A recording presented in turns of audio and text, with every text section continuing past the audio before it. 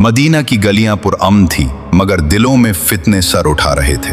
हजरत उस्मान, जिन्हें नबी करीम सल्लल्लाहु अलैहि वसल्लम ने 2 बेटियां देकर जुल नूरीन का लक़ब अता फरमाया था, अब उम्मत के खलीफा थे। खिलाफत में इंसाफ था, वसअत थी, कुरान को एक रस्मुल ख़त में जमा किया गया था, मगर यही अमल मुनाफिकीन को चबने लगा।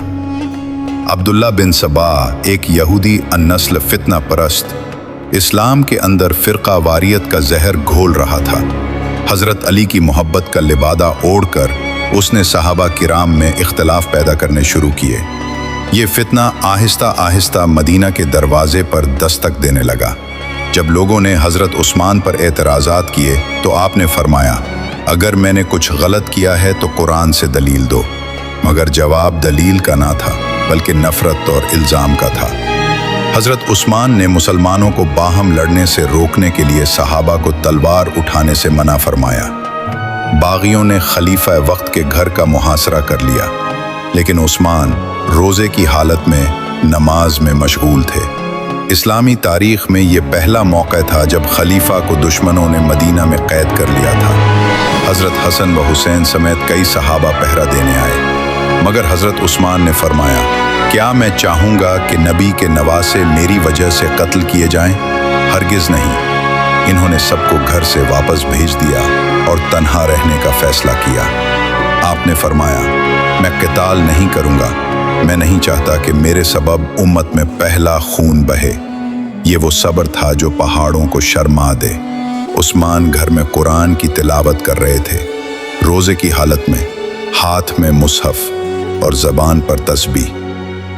अचानक छत से एक बागी दाखिल हुआ और खंजर से हमला कर दिया। खून की बूंदें कुरान पर गिर गईं। इसी वक्त सूरह बकरा की आयत खुली थी, फसयकफ़ीकहुमुल्लाह वहुव समीउल अलीम। अल्लाह तुम्हें इनसे काफ़ी है और वो सुनने वाला, जानने वाला है। यकीनन अल्लाह काफ़ी है।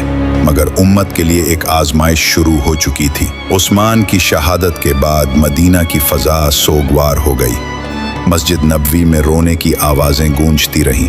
कफन के लिए कपड़ा ना मिला, जनाजा रात के अंधेरे में दफन हुआ। कफन के लिए कपड़ा ना मिला, जनाजा रात के अंधेरे में दफन हुआ। इनके कातिलों ने खुशी मनाई, मगर हज़रत अली ने कहा, तुमने वो दरवाज़ा तोड़ दिया है जो क़यामत तक बंद न हो सकेगा। ये शहादत नहीं, क़यामत की शुरुआत थी। उम्मत जो एक थी, अब तक़सीम के दहाने पर थी। हज़रत उस्मान की शहादत से जो दरवाज़ा खुला, वो फिर न बंद हुआ। खाना जंगी शुरू हुई, सफ़ैन, जुमल और फिर करबला का अलमनाक वाक़या। वही उम्मत जो एक थी, अब भाई भाई की गर्दन का प्यासा बन चुकी थी। लेकिन हज़रत उस्मान के सब्र, कुर्बानी और अज़ीमत ने क़यामत तक के लिए हक़ का मयार मुकर्रर कर दिया। उनकी शहादत ने बताया कि तलवार से नहीं, बल्कि सब्र से, ईमान से और तक़वा से इस्लाम ज़िंदा रहता है। अगर हज़रत उस्मान की शहादत ने आपके दिल को हिला दिया हो तो उस पैगाम को रुकने न दें। चैनल AK फैक्ट्स को सब्सक्राइब करें, वीडियो को लाइक करें, कमेंट्स में लिखें उस्मान हक़ पर थे और उसे हर मुसलमान तक पहुँचाएँ, ताकि तारीख़ का सच हर दिल में ज़िंदा हो जाए।